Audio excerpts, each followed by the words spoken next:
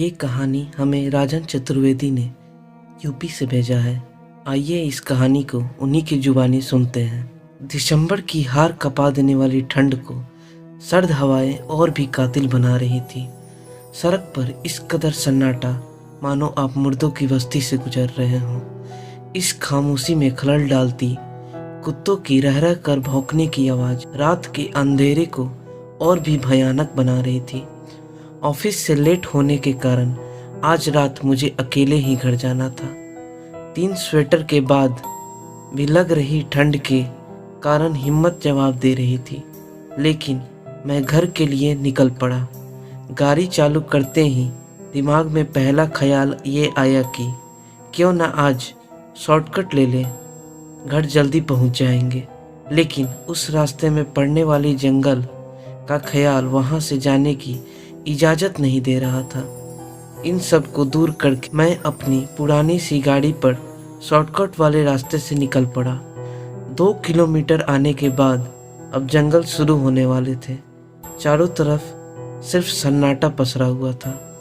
केवल कुत्तों के भौंकने की आवाज़ें रह रह कर मेरे कानों में सुनाई दे रही थी। आधा जंगल खत्म होने पर एक पुलिया पड़ती थी। मैं बहुत स्पीड से गाड़ी चला रहा था।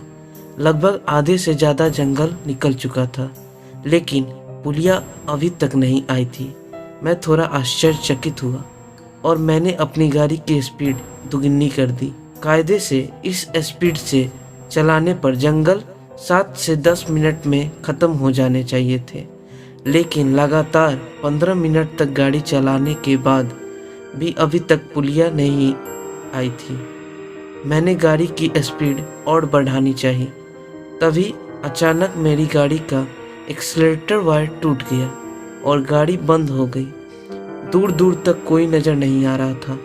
कोई साथ ना होने के कारण मुझे डर भी लग रहा था। इसलिए मैं भगवान से प्रार्थना करने लगा कि कोई आ जाए। उस रूह कपा देने वाली ठंड में भी मुझे गर्मी का एहसास होने लगा था। तभी मुझे दूर से किसी 2 पहिए गाड़ी की लाइट सा चमकता दिखाई दिया। मैं उस गाड़ी का इंतज़ार करने लगा। वही गाड़ी ठीक मेरे पास आकर रुक गई। गाड़ी चलाने वाले ने जैसे ही अपना हेलमेट उतारा, मैं एक पल के लिए चौंक गया। गाड़ी चलाने वाला कोई और नहीं, मेरे ही ऑफिस में काम करने वाले मिश्रा सर थे। उन्होंने मुझे बताया कि किसी काम में उलझने के कारण वो लेट हो गए थे। उनके कपड़े कुछ गंदे लग रहे थे और बाल बिखरे हुए से थे, पर मैंने वो सब ना पूछते हुए अपनी समस्या बताई। उन्होंने लात लगाकर मेरी गाड़ी मेरे घर तक छोड़ी और इससे पहले कि मैं उनसे कुछ पूछ पाता वो चले गए। रात को मैं खाना खाकर सो गया। दूसरे दिन मैं ऑफिस जाते ही मिश्रा सर को धन्यवाद बोलने के लिए उन्हें काफ़ी ढूंढा। काफ़ी देर ढूंढने पर वो नहीं मिले तो मैंने प्यून से पूछा।